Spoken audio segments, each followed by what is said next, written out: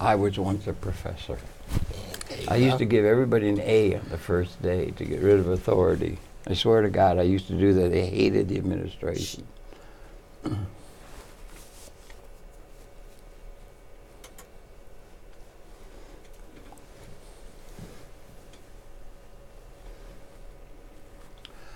Okie doke.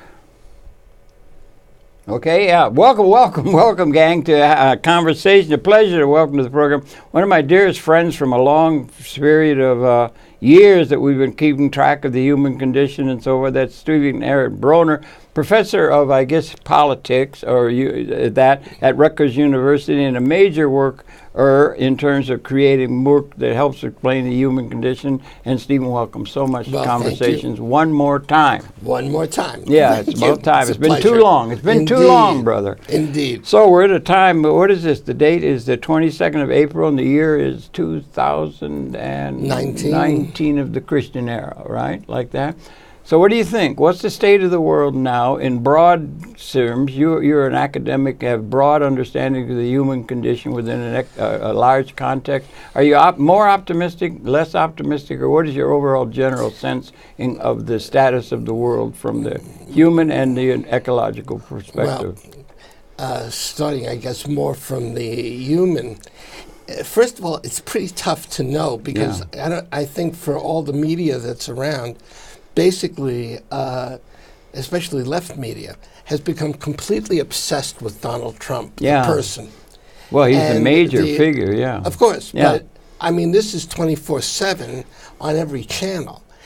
You don't know what's happening in Israel with regard to the election of West Bank, Netanyahu, possible annexation of the West Bank. Annexation of the Golan. May I make an injection here, if I may? Yeah. You're on the media now. You're not at a lecture hall. Yeah. And we're not sitting over a table with beer. We could have been in a saloon downtown or something. Yeah. But you should keep your eye more this way and talk out the side of your mouth. You should talk more out the side of your mouth, like a really good politician, because that's where the audience is. Oh, that's the audience where the audience is. They want to see just a hint, to bring you into the modern era. We're going to cut this. No, cut it out. No, go on. Okay. No. This is in May. All right. Move back a little bit. Move back. It'll be easier for you. Now you can talk sort of about out here somewhere. Then you get a good shot. Right? Okay, good. So, lesson number one.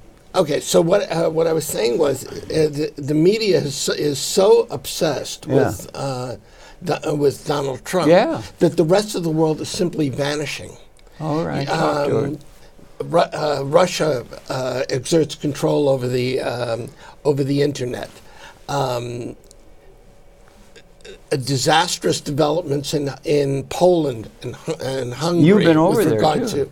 Recently. With regard to attacks on democracy. Extraordinary developments in the Sudan attacking authoritarianism. Venezuela, all over the place. But the point is, we barely know what's happening, and that preoccupation with Trump sort of set up the kind of anticipation. It whetted the appetite for the Mueller report, and it whetted it so thoroughly that if Mueller would have said "hang Trump," it would have come as a welcome breath of air to some of the left people. Perhaps, but it would have lost its bang. And he's a master, absolute master. The Times says that more than 5,000 lies were told since he entered office, and I think 5,000 lives were what? Lies. Lies. Oh, lies, not lies. Oh, see, since he only 5,000. Well, probably more now. Yeah. But the point is, we're in for the media. I think the most important thing that has to be done is we have to begin to talk about how you separate the wheat from the chaff. There's so much information coming out. And it's growing exponentially. And yet, it's almost like information overload. And it permits pattern recognition, some great sage said.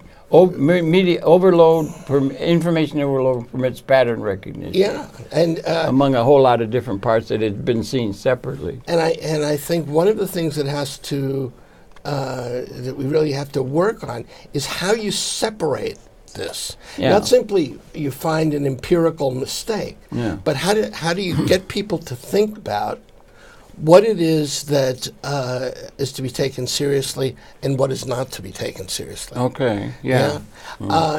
Really, it's almost like, in a certain way, living in 1984. That's Mr. Orwell territory. Yeah. Whether you're looking at CNN or you're looking at Fox or you're looking at MSNBC, each has its. There's a big difference. Difference. Fox is really in a different camp than the other two. That's certainly true. It's pro-Trump. Yeah. The others are anti-Trump. Yeah. That's very nice. We have the same commentators constantly appearing, right? Fox has its commentators. MSNBC and CNN have. And the leader of the orchestra is Mr. Trump. And that's really what world scale. Yeah, you're really major, and he pulls it off with such aplomb. But it's also that the media falls for it all the time. And the people behind the media fall for it. Yes. Yeah. Well, that's what's called, never give a. I understand, that 0.1%, not the 1%, the 0.1%. That are making out like bandits from the Trump economy. It's probably been throughout most of civilization. More or less. Yeah. But I understand that. I understand it less with regard to intellectuals who wind up in this debate with what they oppose. America, the United States, is one aspect of a bigger world, and the entire world is sort of vanishing before our eyes, and all we see is our version of Big Brother. Now, who's the our? You mean the United States, you mean? Yeah, or what? Yeah. Do you see, in terms of the although world? Although to a degree it's in Europe also. But it's particularly prevalent here. And this is a very sad situation. You think it is sad? Yeah, I do. Yeah.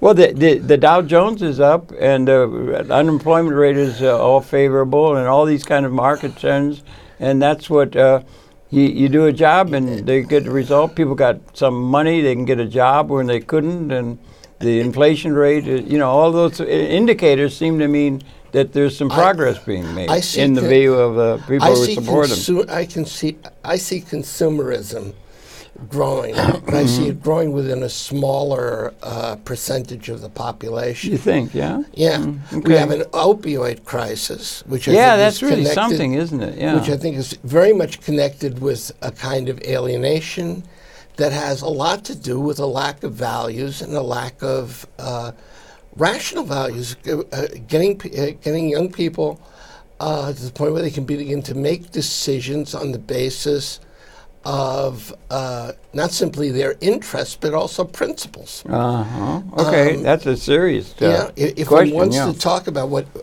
one always says that, what is a progressive politics? Yeah, okay, what does it mean, progressive? What do we mean, progressive? Progressive, say we're progressive, means socialism or something like that it would in their mean mind. That, but it would also mean you're linking up your principles with your interests. Well, Mr. Trump is linking out his interests with his principles. Well, I'm not sure what principles there are outside of himself. Well, he moves quick, and he's very fast, and he really knows what he's doing, and he exudes a sense of confidence that is just is really enticing, like a Hollywood movie star. That sense of confidence, in my view, is more a sense of inferiority. Well, see, what I don't see is. I don't see what it is that's actually been done. Well, Israel has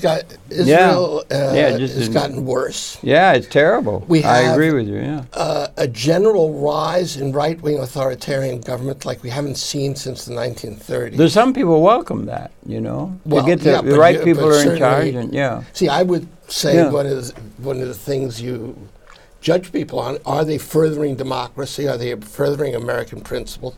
Or aren't they? Well, is it a matter? Are we being too soon, or wanting to have the good values of the evolution of human society within the order and everything like that belong only to the what we call the left, and there can't be assigned? There aren't good values that are assigned to the right, or is maybe we're a little blinded by not being able to understand what is the appeal of the people who are in the position other than what we think of as moral See, this compass. is exactly the crisis. Don't keep looking at me. Just keep your mind on the television. I'm going to keep my mind on the television. You're on television, you know. If this is exactly the crisis. Yeah. If one sets up a moral equivalence between an exploitative order and an attempt to mitigate that exploitation, if one sets up an equivalence between this constant lying and manipulation and the demand for accountability, if one sets up an equivalence between simply relying on your own personal experience as against critical reflection, you're in a miasma you can't get out of. You're basically on two sides. You can't have a dialogue. Yeah, and the difficulty of such a thing is getting worse with time, in the time in which we find ourselves. It was pretty bad in 1930 with the Depression and all that. You know, there have been some bad points over the That's history. the polarization. Yeah, yeah. And I'm not of the opinion that one of the things progressives should be doing is simply trying to sway Trump voters. I don't think they're moving. No, they're very loyal. Solid. Yeah, they're rock solid. What I think faces the left or the Democratic Party, however you want to put it, is there are two things. One can either have candidates and programs that mobilize the base, as Trump does, mobilize our base. Oh, he does, yeah. Get people, African Americans, out in huge numbers, and women out in huge numbers, and the like. Does Trump appeal to those two vectors of society, women and black and underprivileged people in a historical pattern? Do you think he appeals to them particularly? Now, with women, although with women, he got a much larger vote than he thought he would originally. Really? In the election? Okay, that's interesting. Women across all social economic vectors, or what? Oh, okay. But so you either got the base, the union guys, and so on. You mobilize them, or you go for the undecideds. And right. Okay. Yeah. To my mind, to go for the undecideds, I mean, one should obviously try and do that. It's not completely either or. Yeah. But I think the most important thing is to mobilize the base, whether it's through social media or through old-fashioned rallies and footwork. And there's a lot of that going on, I guess. Yeah, right. Yeah, you know, Bernie Sanders has... Yeah, Bernie Sanders really brings them out. He's got a lot of the same charisma that Trump has with the crowd. He can just, you know. I'll tell you what the difference is. Yeah. I was on a panel with Bernie. Were you really? Yeah, Sanders. really? Okay, good. Okay. 30 years ago. Yeah. Maybe more. Wow. Yeah. There was a that would have been meeting in New York called... 1990 or something like that. Yeah. Maybe even before. Even before, the Social Scholars Conference. Oh, yeah, right. And I was on a panel with him. And he was saying roughly the same things as he's saying now. Well, the same demands. Yeah. There's a consistency, and Bernie knows that stuff. Yeah. I mean, there's no doubt about it. Yeah, right. And he has good people around him. Right. Smart people. Yeah. One of the things one of the ways you judge a leader is to judge the people who are around him. Yeah. Yeah. Well, he would attract a great deal of the socialist camp and that kind of thing. Right. But I think he would also reach out to intellectuals and people who are, but also pragmatic. practitioners like, I don't know, Robert Reich or whoever. Yeah, I think right, you get enormous support. But one of the things that you see with Trump is look at the people who are around him. Around who? Around him. Who? Well, Bernie, you talking about, no, or I'm Trump? Trump. Mr. Trump. Yeah. Okay, yeah. I mean, what we have here is lack of, not just lack of experience, lack of any serious knowledge. Well, they have a knowledge of a sort because they're really, really, really tuned into him in a very easy, complete way. They're real true believers in him. Well, that's not. To me, that's not quite what I'm looking for. No, I probably it's not. Like you go, a conservative, a guy I very profoundly disagree with, a guy on the other side of the barricades. Yeah. But you could say this is a really smart guy. Yeah. Would be Henry Kissinger. Oh, he was very, really. He was really a smart guy. Yeah, he had a clear vision of where he wanted to take the country. Right. There's no vision here with Mike Pompeo or Vice President Pence. Pence seems very, very, I don't know, something odd. Odd, yeah. Or it could very, be the religion. Yeah. Prudish almost, Yeah, but that's an impression I have. I don't know. But there's just this parochial and provincial attitude. And it's sort of, for Trump, the way I see it, I did a piece that I called Gangster Politics. Is that in writing, you mean? Yeah. Yeah, okay, yeah. It's made its way around.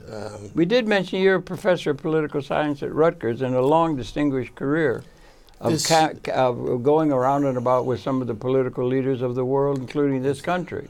You know of what you speak. And you backed it up, But what I wanted to say was with Trump, there's also a style involved, and the style carries over into the culture of the country. Like a movie star. Like a movie star. Like a movie star. And you think of the way Trump carries himself. You think of the way he speaks. Like Fred Astaire dances. Could you dance like Fred Astaire? I couldn't dance like Fred Astaire. I'd like to try. But he's just got a talent, and Mr. Trump has a talent like a movie star. This is But this is a sort of street talk. You might as well be talking to Tony Soprano. Well, what about Mr. Fred Astaire? Should he have not been able to dance those special kind of things that he does? It brings them in and packs them in at the Viju. Yeah, you know what I mean? Yeah. Except for Fred Astaire. Fred Astaire. He was pretty good. I used to teach some dancing when I was younger. No kidding. Back in the day. Did you? Yeah. But the bunny hop and stuff. Something like that. I'd like to see you demonstrate, but the studio isn't big enough. We need a big ballroom. Right. We'll rent a ballroom and we'll have you come out and demonstrate, okay? That sounds good. And who can we get to be your partner? Marjorie Main. Marjorie Main would do well. Yeah. Oh, that's low. No, I'm sorry. I'm just my playing. wife would be great. Yeah. But okay. Beavis is good for you. Good for you, isn't it? Good to hear, man. Yeah, good for you. There's one left. Yeah. Okay. So. There's a difference between lowering the level of discourse and producing an art that people like. For example, you said I wish I could dance that way. I don't wish I could talk like. Did you ever see me move downtown? I'm sure you're very smooth. I'm really very good. Smooth. Yeah. Yeah. But I got rhythm. So yeah. So anyway, yes. What my view is of things. And I guess I can put it this way. Okay. In culture, what I see is a sinking level, a kind of sinking cultural atmosphere, a lowering of the cultural niveau. Uh-huh. In politics, worldwide, I see a rise of the international right. Mimicking Trump. I mean, Steve Bannon is connected with the Bolsonaro regime in Brazil. He's connected with far-right groups in Germany and Austria. This is an international movement. Yeah. Where you live in an international cosmic world. Yeah. And politically, sort of on the political level, what we're seeing is an attack on basic Enlightenment values like I've never seen before. No, okay, they've been laid out well in our Constitution, you think? In the Constitution, but also, just things like the liberal rule of law, the idea of reasoned dialogue, the attempt to constrain the arbitrary use of power. All of that is part of the Enlightenment heritage. Why have we had to have such obedience to the leadership class all through history? I mean, most all of history has been a matter of people in the castle on the hill with all the troops that support them, and the people are wallowing around in the mud of poverty. By and large, that's the history of the world. Millions of peasants and so forth, and a few people, and still we have it, 1%. All the benefits of the industrial process now go to a very few people who have unlimited capability to invest in all kinds of things like Hudson Yards and all that kind of stuff. And, I don't it's the history of the world. Really. I don't think I would look at it like that. Okay, or is there a golden era ever? No. Is it a golden era ahead of us? All the way down, and I don't see it changing radically in the future. But it's not even just shades of gray. There's white and black. Yeah. Each era has its revolutionary or radical resistance. Well, and it's a genuine resistance. It's not like the guys in Trump's White House who call themselves a resistance, a real resistance. No matter what age you look at, it's true that the powerful are powerful. Yeah. But it's also true that the powerful are challenged. And sometimes they're forced to give up their some power. When have they been really challenged? Oh, I think at each stage. At each stage, up through the whole Megillah. The whole Megillah. My old teacher Ernst Bloch used to talk about the underground history of the revolution. And just consider. Well, a lot of people who support Trump feel they're in that underground of the revolution that is telling. He's finally addressing the maladies of the deep state. That's what they're saying, and they feel it. Because the inconsistencies and the inappropriate or the injustice is still in place in terms of the social and political and economic order. That may be bracketing this for a minute. What Bloch had in mind was that there was a tradition of democratic struggle, which is usually ignored. It's even for participants. I'm not somebody who's a participatory Democrat. That's not my thing. No. But it's certainly a radical expression of the democratic impulse. And this has existed continuously. I'll give you just some dates. Beginning with the English Revolution of the 1640s. You find it in America in the Anti-Federalists. You find it in the French Revolution with the first Paris Commune. You find it in 1830 with Les Miserables, which is now on television. You find it in 1848 with the great uprisings when Marx wrote the Communist Manifesto. Right. You see it in 1871 with the Paris Commune. You see it in the United States in 1886 with the Haymarket riots. You see it in 1905. You see it in 1917. You see it in 1919. You see it in 1936. Yeah, there's always been resistance. 68. There's been resistance. And the resistance, that moment of resistance has to be taken seriously.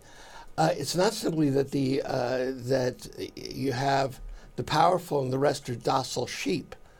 They've been that way over the long haul, I think. They've had to just keep their peace if they wanted to live. Well, actually, there's going to be repression. There's going to be propaganda, and what what media and intellectuals can do is it can at least attack the propaganda, but attack it in a meaningful way. Okay. So that there's some alternative vision that's put forward. Who puts forth that in terms of some political position or in I think you find it in the political practice. No, but who? movements. Anyone in particular? Now, on the right wing, if that's what you're talking about, internationally or something, you got a real leader of the world, and that's Mr. Trump. He's doing marvelously in that kind of thing. He's reaching out to all the North Korea and to Russia, and he's reaching out to the thing, trying to bring his sense of it. And he's like a master director. He's Fred Astaire with playing. He's really good at it. At his presenting his sense of the need to attack the deep state that's keeping the old way in place. We have to talk about that. Pardon? Because I don't believe there is a deep state. You don't think that? Oh, okay. Well, that's just, I think that's the assumption. Yeah. And it's all these stick-in-the-mud Democrats that are in the way, you know. One step. That's the way he would see it, I think. It's one step from the deep state to the Protocols of Zion. The Protocols of Zion? Talk to us. Yeah, I did a book on that. Did you really? It's called A Rumor About the Jews. How did it sell? Never enough. Well, don't be upset, because that's the common practice of all the people. No, it's actually done fine. Yeah. Now talk to what are you talking about with it? The Protocols of Zion. Yeah.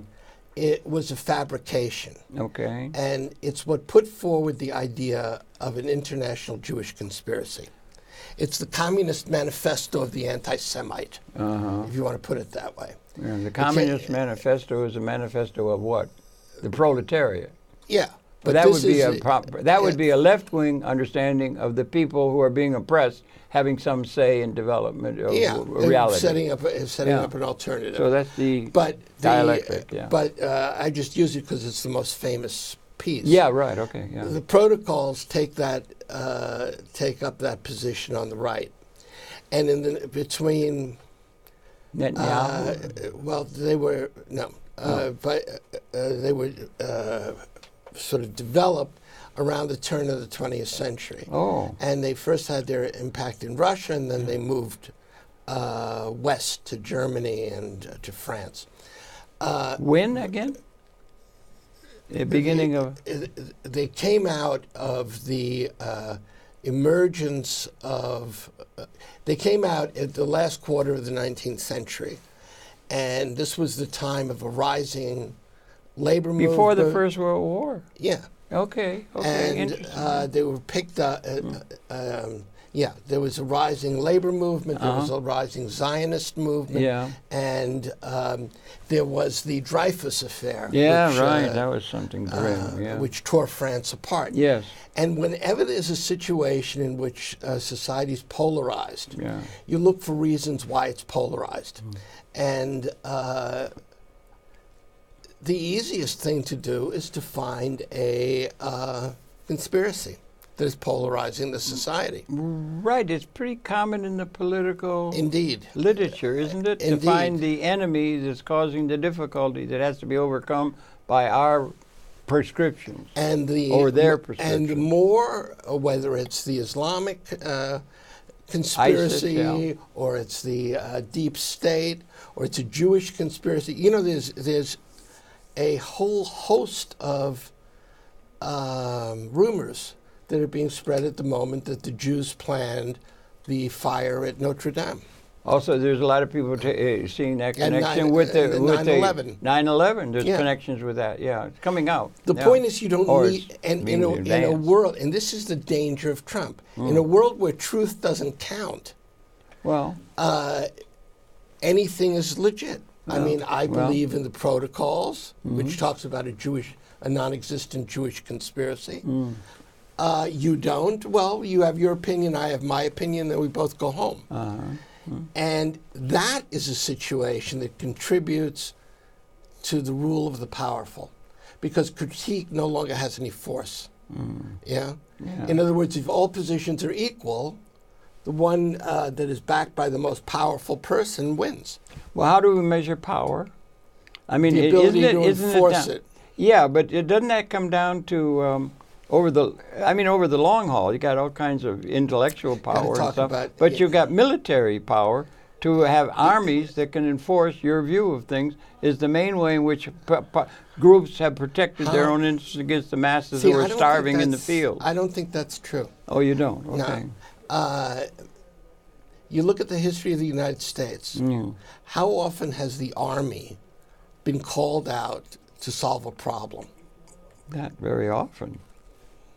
You think it has? No, I don't. I don't think it has at all. Well, that's hardly. the point. Yeah, you're right. So you got the a different question proposition. is, it's true in all countries. Yeah, right. The question is, how do you get, for a good realist or a good pragmatist, how do you get people to obey without using coercion of the Army? Well, how about they've got a life that's satisfying to them and their family, and they feel secure in the way things are going, and things are getting better all the time, and let's just rock and roll. Every poll says that that's no longer the case. Well, okay, that is a problem when the. But there's an ideology. Yeah. This is the only way to do it. Socialism is bad. Well, that's an Liberalism ideology. is bad. America is the story of freedom. Well, there is something to be said for that, but it can be overdone, of course. Yeah. It depends. Yeah. It depends what. Let me answer the question that way. Okay. This way. You got to keep your mind on the camera. I got the camera. The camera is what is. I don't count here. I'm just a little voice coming in from the side. No, that's all. I got play the camera. to the camera for. You got to get a sense of media. This is a media world. Yeah. I remember when I was growing up, the movie that everybody in my neighborhood went for and thought was just wonderful. It was considered the movie of movies. Yes. Was Gone with the Wind. Gone with the Wind is a hell of a piece of work. Hell of a piece of work. Yeah. But you go see that. I remember going to see that with a black girlfriend. Yeah.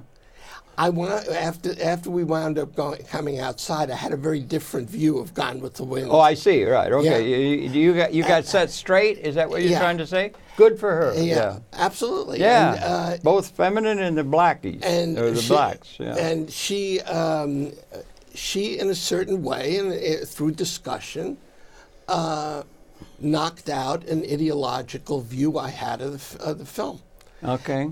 That's what intellectuals are supposed to do. Yeah, criticize or criticize critique, and show what mistaken assumptions underpin any given policy or any given interpretation. Right, I guess that's what politics is about. You're a professor of politics, so that's your stock and trade. Yeah, right. Yeah. And what I see is too little of that. All we work with is either we work with the grand theory, or we work with like bean counters.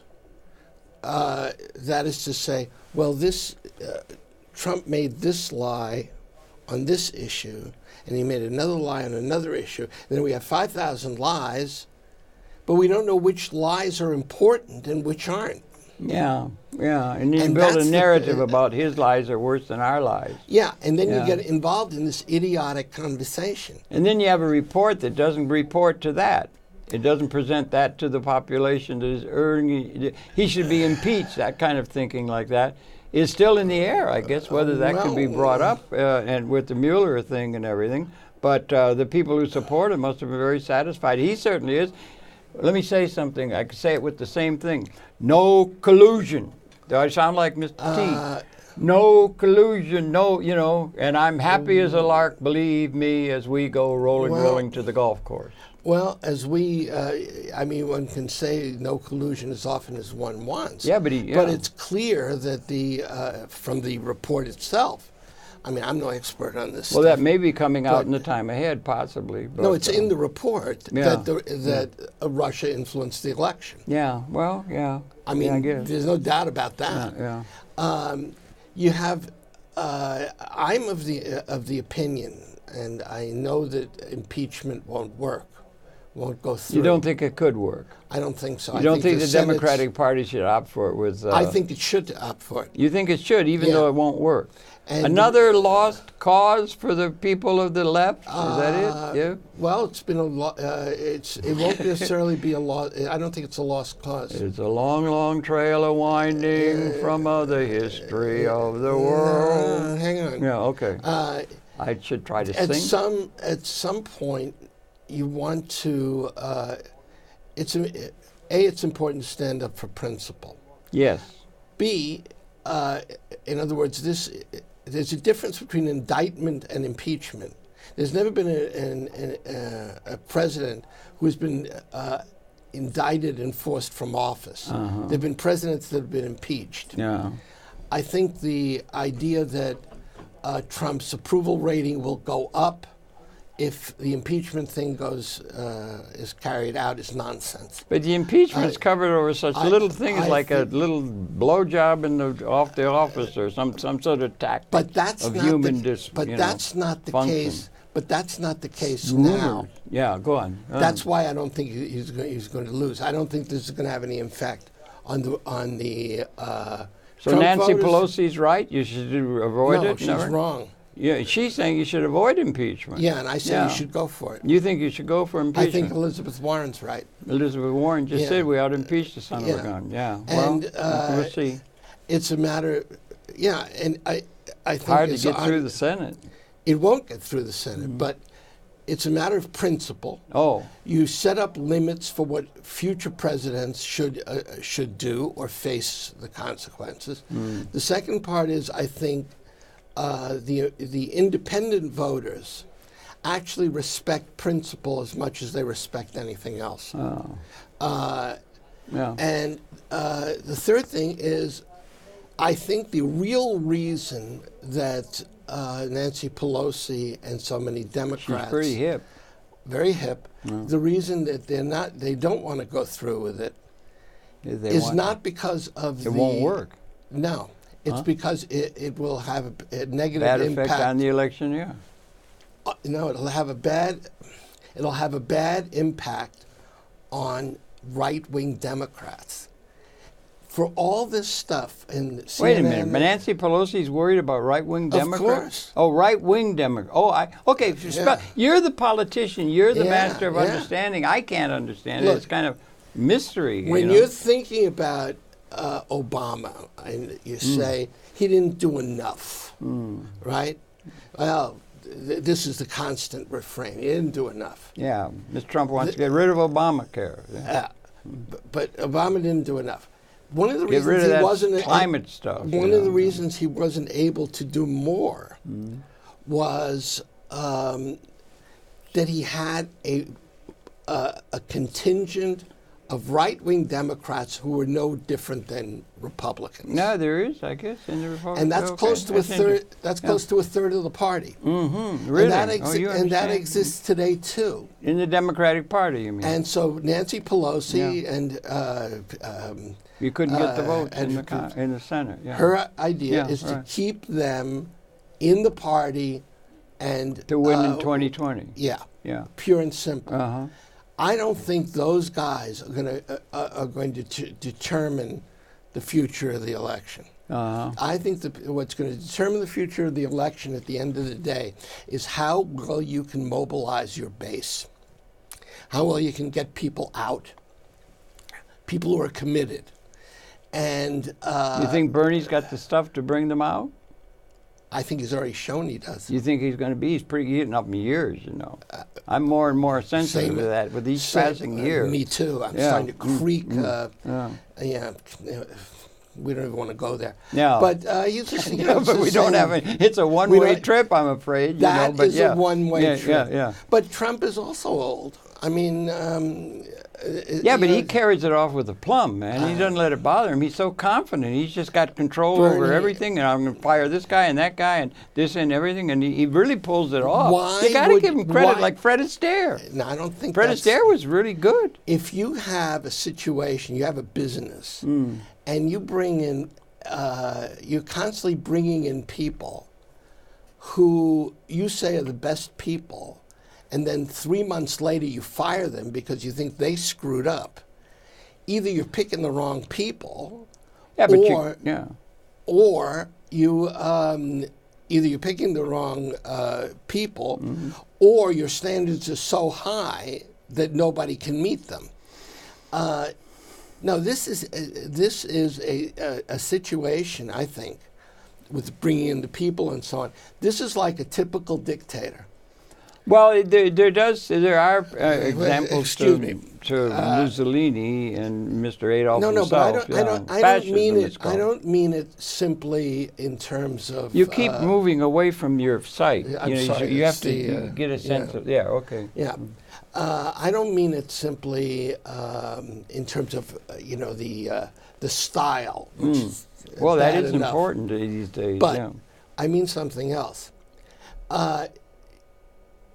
The dictator doesn't have a bureaucracy in a normal sense. What he has is a coterie. Yeah, coterie is different. Yeah. And the person who has power is the person who's closest to him at that moment. Yeah. Everything becomes an arbitrary process. Yeah. And fast moving, and arbitrary. One guy's in, one guy's out. One guy's in, one guy's out. And the thought process goes that way. And has it occurred to people, I wonder, especially on the other side, that this frenetic activity is done so that a seeming crisis will emerge, which then he can address and be the leader out of the morass. Yeah. Everything becomes a self-fulfilling prophecy. That's usually there's a component of that in all political leaders, I think, in a sense. It's more crucial sometimes than others. The more authoritarian the leader, the more that'll be the case. It did get pretty bad with Adolf. With Adolf, it was bad. With Stalin, it was bad. With Mao, it was bad. It was bad with all Mussolini, even. Yeah. Mussolini. But that's what some people are worried about very seriously. Yeah. Yeah. Yeah. I think maybe you might be one of them. Yeah. We're worried about fascism. That's an overworked term. It's an overused term, but it's kind of neo-fascism. And I think we're pretty close, actually. Okay. And I think there are ways you can judge. I said before we needed criteria, right? Yeah. Here's one way you can judge. Okay. Is the separation of powers still real? In other words, is one branch of government able to check the other? I think the executive has become more and more powerful, don't you? Precisely. It went that way with Mr. Roosevelt in the 30s and stuff. It rises and falls. That's true. With the time. And now we're at this. Now we're at a situation where an authoritarian president is becoming more and more powerful, and literally emasculating the other three: the Congress, the Senate, and the court. Well, maybe he's doing that because he's so good. If I go out there and I try to mimic Fred Astaire, do you ever try and mimic Fred Astaire when he does those stands? It's impossible. I mean, he's really good. You got to give credit where somebody's really good at manipulating the population in a political way. He's a master at it. But good in what? It's not the manipulation. No, I'm talking about the skill set. Yeah. The skill set, the technique stuff. If you use that as your criterion, without having a goal of what the technique is supposed to serve, what do you wind up with? Mar-a-Lago. Mar-a-Lago, yeah. Among other things, Trump technique, power. Technique by itself, in no field by itself, ever particularly impressed me. And this is a case in point. Because there are other people who suffer for these decisions. Basically, the entire tradition of democracy suffers. Well, okay, yeah. And then on top of it, what you never had before was a semi-official propaganda machine, like Fox News. Well, And Fox News will see NBC and CBS and all that. Is that that is CNN and that? Yeah. that is it's pretty that is clearly right. drawn. You know, the two distinct views of things. I mean, I'm no fan, and I think the left media has been a cause of the decline of the left, or the cause of the other way around, of the triumph of Trump from the time of the election. Why is there something lacking in the staying power of the message or the direction encouraged by what we call the left historically? Have they run out of things that are relevant to a growing economy and helping everybody? I don't think so. And they want to just take away the power to create. Look, we got a great domestic product. Unemployment's low. Everything's great. The economy is going gangbusters, and everything. And you know, they can see all these things that are being done in the favor of what Mr. Trump is encouraging. Don't you think? No. No. Okay. I think that that with the left, there are many ideas out there. There are ideas on foreign policy by a whole host of organizations and groups, ranging from arms reduction to cutting arms sales to curbing drug cartels to fostering democracy to curbing neo-fascist movements in Europe. There's room for improvement. There's the Green New Deal, which you may say a lot of things about, but it's new. First thing Trump did is to do away with the climate control consensus. Exactly. That was the first thing he did. Yeah. Exactly. But again, if you warming do is a facade. If you do the equivalence, you never get anywhere. You got to be willing to say that some are more beneficial for the majority of Americans than others. And we've had an erosion of the welfare state. We've had an erosion of environmental standards. I think we have. Yes, we do. You don't think it remains some of what Mr. Roosevelt brought about? Social Security is still pretty strong in terms of getting some buying power distributed out to people. But that's the oldest. That's the oldest. Yeah, but it's something. I mean, it's something there. They used to let them die in the field in the past. But that was not because of Trump's people. No. The attempt by Trump's people is to cut back the welfare state. Well, and they're doing it. At a thing where you can make more general wealth that can be distributed. It's not going to do you any good if you can't create conditions where the wealth is growing in order to distribute to everybody, if that's your view. You've got to get it better for the people who are developing the wealth in order for there to be something distributed. But Harold, it doesn't mean labor theory of value is coming under attack. It doesn't politically. It doesn't mean that if the 1% is making enormous profits, which they always have through all of human history. So we're not so different from human history. It's always the king in the castle and the peasants starving in the field. They let them starve to death. There's always a difference between that the oppressed make by the strategies they call, by the strategies they employ. If you're introducing a welfare state in the 30s or in the 60s, you're not living in a damn castle. Yeah, right. With fields in front of them. Mr. Roosevelt was pretty much of the leadership class, economically and politically, and he brought Social Security and all kinds of other things serving the interests of the disadvantaged people. And you can say the more that the welfare state comes under attack, the more difficult it is for everyday people to get by. Everyday people, yeah. Yeah, well, there's problems, that's for sure. That's the situation we have now. It doesn't help to say, well, they've always been rich and there's always been poor. Yeah, people have always died too. But you want to expand. So history is, who is it? Daedalus had say history, I say it all the time, so people who view, I'm sorry, I just keep saying it, is history is a nightmare of injustice from which we're attempting to awaken.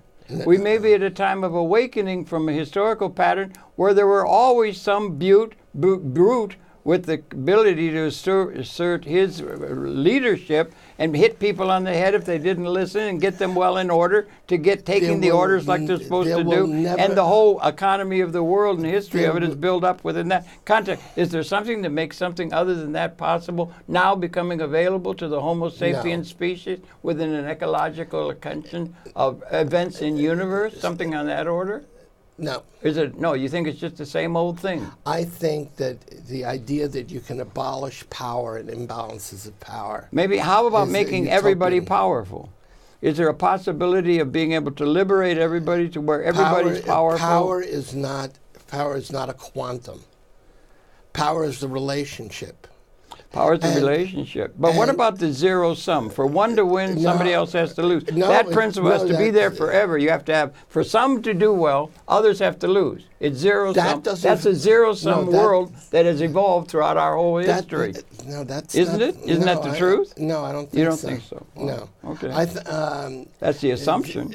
If it's the assumption, then it's wrong. Well, you can have a situation in which the following occurs. You can have the 1% grow more wealthy. As they have.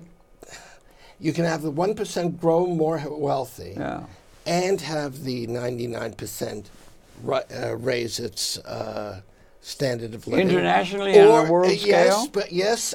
That's a pretty big challenge. And no, that's happened. No, it's happening, maybe. No, it's happened. Okay.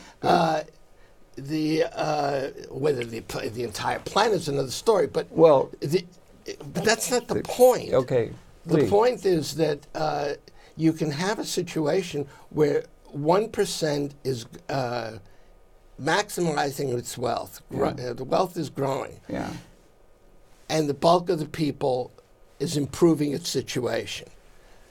Right. This would be, let's say, Roosevelt or Johnson, or the invention of the car, and Mr. Ford with his, the Tin Lizzie. It's not that. No.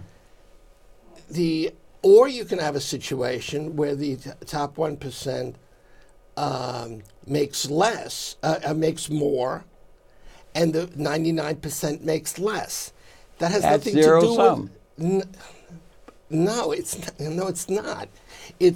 You can have it both ways. Oh, you think? Okay, well, maybe we come to a time where something that never has been can become manifest in the time ahead. We can make a qualitative change. But this has nothing to do with, in and of itself, simply technology. What it has to do with is political power of the working class. Yeah. If the extent to which working people, in my view anyway, the extent to which working people are unified and ideologically cohesive is the extent to which they can mitigate the ambitions of capital. The extent to which the working people are divided and ideologically divided is the extent to which they lose to capital. Yeah, we live at an incredible, interesting time, don't we? We certainly History do. is a long process. And that's a big decision to make. This is a time of qualitative transformation, it would seem to me, in the overall overall reality of the situation there. And I mentioned to you as we came into this program before I gave it to you, there's now a group coming from some of our scientific community called the geologists. They're very grounded, as it were, in terms of understanding principles without lauded political thinking. And they are proposing now that we've been in the Holocene for about 12,000 years. That's the period geologically they measure. The Pleistocene before that is about 13 million years, that the whole thing where humanity first appeared. We're wandering around eating carrion and whatnot. So that whole period, and they're saying the Holocene, which is the area that goes back 12,000 years or something like that, is coming to an end, and they're proposing that the human capability to have ascension over the institutions of society is such that we have to have a new term, and they're proposing that we've come to the end of the Holocene along about 1970, and that we're coming in a new era. It's called the Anthropocene. Have you seen that? That's the kind of qualitative change that is now inherent in the situation while we try to figure out how we can do with the situation that's been changed already. by using the nostrums that were effective in the period passing. You don't think we may be coming to a time of great opportunity for qualitative, not just quantitative, movements toward justice and so forth, or what? What do you think? I think if Trump did one thing, he showed that there's a qualitative change in the Republican Party and what it means to be on the right in America. If he did one thing, he did that. The idea of having new periods, I mean, may be good if it illuminates new possibilities. We have possibilities that have not been able to be there until just yesterday in terms of the historical pattern. We couldn't provide a have-like environment. We've got the capability of making every single human being within an ecological context a have rather than a have-not. That has to be measured against the people who are stashing all the wealth in the upper class. We got a chance of having everybody liberated. But that is going to be a determination of political power. Yeah, I guess you're right. Yeah. At least in my view. No. And I mean, it may be true that we're in a new. No, it's a new era. Yeah. It's like you're in a womb. You're in a womb, and you're doing something, and then all of a sudden you're in another environment. That's what they're proposing is the case that we have to get used to, and that one of the things that we may have transcended the ironclad laws of scarcity. For one to win, somebody else has to lose. That would conforms the whole thing, and now we're going to make it so we can make everybody on their own terms a have. Well, that would be a thing of general accord among all the people within the environmental context and everything. Yeah, leaving the womb of history. Yeah, and I guess my question is, if it's a matter of political power, is who's the we, Kimosabe? Well, I don't know.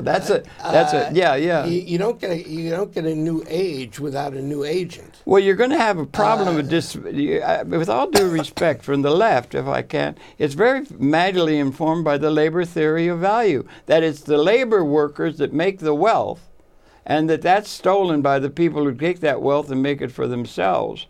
But the term of what's going on in terms of extended consciousness is such that it's coming to where the labor theory of value is being undercut because the technology is going to bring on a point where the workers who have to go and President and Mr. Ford's thing turn a nut all day long and be a wage slave, which they all are now too. They have to do what the masters say in order to get a chance to eat some food that's going to have to be transcended. And maybe that's the thing that we're going to have to face up. Success rather than the struggle for survival. Again, who's we, Kimosabe? But what's the subtitle of Das Kapital? I'm not sure. You would know because you're in the political game. You're in the political. It's the critique of political economy. Yeah. Okay. Great. Good idea. It's assumed scarcity. Is it assumed? No. Wait a minute. Okay. The claim is what the left has been trying to do, or what Marx was trying to do. Thank you, Mr. Roosevelt. Is take the laws of capitalism, like in which the law of value is dominant, and provide a critique of it. Yeah, you're right. In other words, it's not an affirmation of those laws. Yeah, right. Okay, yeah. That's the. Well, I think they're going to have to. If the technology is taking over, they better get. If you're going to have a capitalist system, they better have a way of forming capital in a way where ownership, as a means by getting income, comes to the masses of the people rather than just to the few. And we don't have that. They only depend upon the idea you got a little job for everybody, but they're not going to be needed as wage slaves. I'm totally with you on that. Okay, well, maybe we've got somewhere. I don't know for sure. But I'll tell you, if you want to understand the modern politics and the situation, you can't do better than Stephen Eric Bronner, one of the members of our intellectual class in this area outside of New York City. Stephen, as always, it's so good to talk to you. Always a pleasure. Always pleasure to talk with Stephen Eric Bronner. I recommend him to one and all. Thank you for viewing. We should be coming back again if we're not, You could get. I used to get in trouble with talking this kind of way and everything like that when I was younger. Yes. But now that I'm old and very calm and very wise, I get a chance to say something once in a while. So, Yes, Eric, you thank do. you very much. My Thank you pleasure. for viewing. We'll be coming back again tomorrow. Thank you. Now, you got an appointment to keep, young man.